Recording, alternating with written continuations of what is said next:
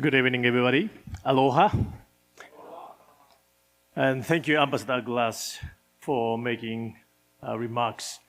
You made me feel like I don't have to add anything, so I don't have to make a speech from now on.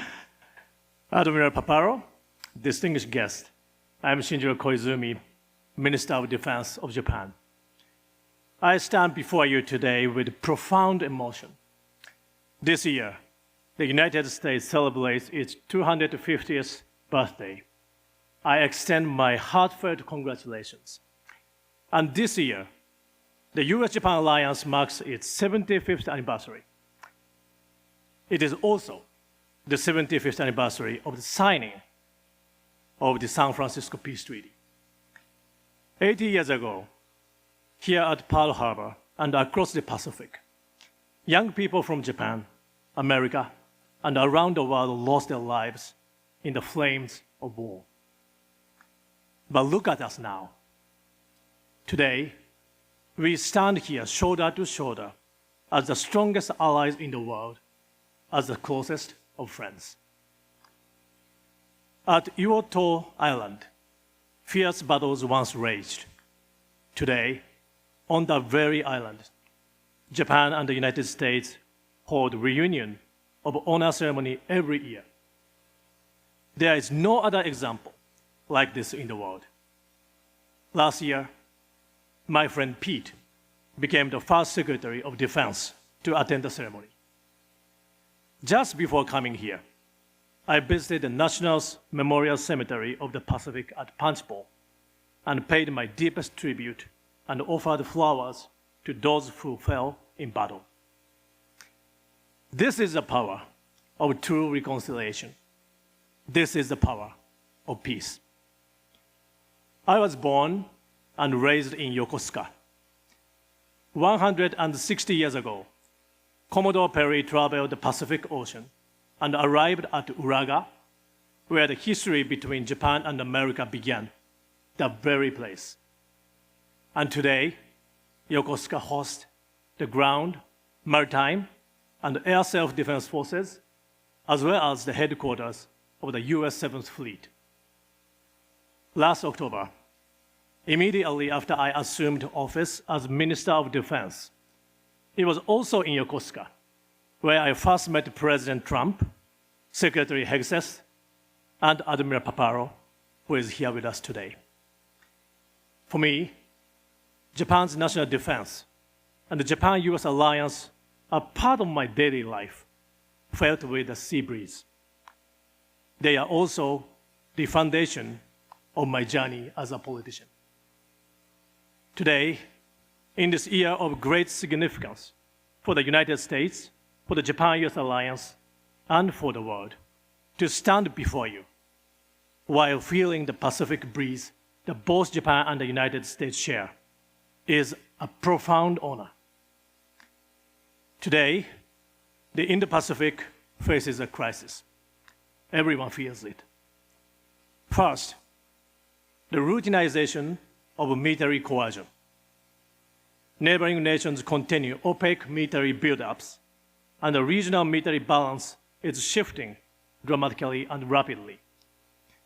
Attempts to change the status quo by force continue in the East China Sea and the South China Sea. Provocative military activities are intensifying on the western and the southern sides of the Pacific. Second, the weaponization of everything. The weaponization of economy, technology, resources, information, and cyberspace. The boundary lines between peacetime and contingency, between military and non-military, between truth and fake news. These are no longer clearly visible. We are already living in such an era. Third, beginning of an age of uncertainty. Not merely rising uncertainty, but an uncertain age. Right now, we can see tensions that are on the brink of war across the globe. The thinking of aggressors is difficult for those of us living in democracy to predict. aggressors may also misjudge the strength of a resolve. Anything could happen tomorrow. I believe you all share this sense. We must confront this reality head-on and ensure peace and stability in the region. Looking back through history, new orders have been born precisely in times of difficulty. Today, I want to share this determination with you. We, too, can create a better order. We have three strengths. First, we have a clear vision, a free and open Indo-Pacific, or FOIP. Free means that no nation shall be subjected to coercion by force. Open means that every nation can cooperate and contribute by its own will. This vision is the guiding light for our defense community. Second, we have the Japan-U.S. Alliance. Today, the Japan-U.S. Alliance is stronger than at any point in history. The defense capabilities of both nations and the alliance itself have been and will continue to be a powerful driving force for peace and prosperity in the Indo-Pacific region and the world. Third, we have peace through strength. As Secretary Hegseth has made clear, this is not America alone. It is a strong determination to join hands with all like-minded nations to embrace peace and prosperity in the region and the world. I am convinced of this.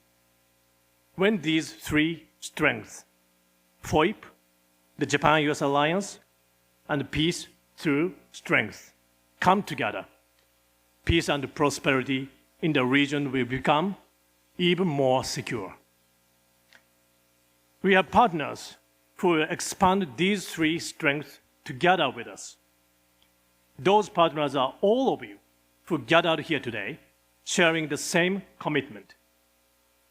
Those partners are also the many nations across the Indo-Pacific region that are renewing their resolve to choose their own futures for themselves. They are strengthening their own defense capabilities and fostering their defense industries. They are working hard to enhance training, operations, equipment, and industrial bases. It is the responsibility of our defense community to connect this new dynamism. We will link each nation's independent efforts like a web, enhance interconnectivity, and generate synergy. We will layer these networks across the entire region. By doing so, we will enhance regional resilience against crises, including disasters. Even when some nations face harassment or coercion, the region as a whole will be able to respond collectively. Let us build together such a resilient Indo-Pacific region. Japan will take actions. First, Japan itself will become stronger. We are committed to continue working on fundamentally reinforcing our defense capabilities and increasing our defense spending. With last year's supplementary budget, we achieved a level of defense spending at 2% of GDP ahead of original schedule. Immediately after taking office last October, Prime Minister Takaichi directed the revision of Japan's national security strategy ahead of schedule. Under her leadership, we will revise it within this year. We will also continue to respond to any crisis in a resolute and calm manner. Second, we will further strengthen the Japan-US Alliance. The number of Japan-US joint training has more than doubled over the past decade. And now, from California in the east to the Gulf of Aden in the western Indian Ocean, Japan and the United States are operating and contributing together across the entire Indo-Pacific region. we will further strengthen this alliance. We will upgrade our command and control framework and further enhance bilateral coordination across all phases, from peacetime to contingencies. In particular, we will expand Japan-US bilateral joint presence in Japan's southwestern region. We will co-produce and co-sustain equipment and strengthen our industrial bases together. Third, we will spread a multi-layered network of interconnectivity across the entire region. Australia, the Republic of Korea, India, Indonesia, and the Philippines. Together with them and all the partners' nations, we will enhance interconnectivity in training, operations, equipment, and industrial bases across the region and generate synergy. There are already many frameworks in this region, namely the Australia-Japan-US, Japan-ROK-US, Australia-Japan-Philippines, US, Australia-India-Japan-US, and ADMM+. We will connect these frameworks to each other and transform them into a great force for the entire region. We will deepen our cooperation in cyber and space domains and enhance regional resilience. And now, this web of interconnectivity is expanding to Europe as well.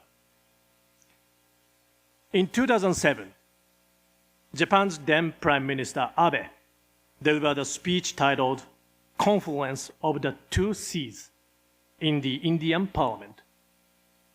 In the speech, he declared that the Pacific and the Indian Ocean are now bringing about a dynamic coupling as seas of freedom and prosperity. Today, these two seas have expanded to three: the Pacific, the Indian, and the Atlantic Oceans. There is a phrase that comes up naturally whenever I meet European friends. It is, the Indo-Pacific and Euro-Atlantic are inseparable and indivisible. Yesterday, I witnessed the flags of 14 nations flying at the Japanese paratroopers exercise, including Belgium and Turkey, participating for the first time, alongside France, Germany, Italy, the Netherlands, Poland, and the United Kingdom. The vision of FOIP is no longer limited to the Indo-Pacific. This is what we have accomplished together over the 10 years since FOIP was first proposed. The entire world hopes for peace and prosperity in the Indo-Pacific region.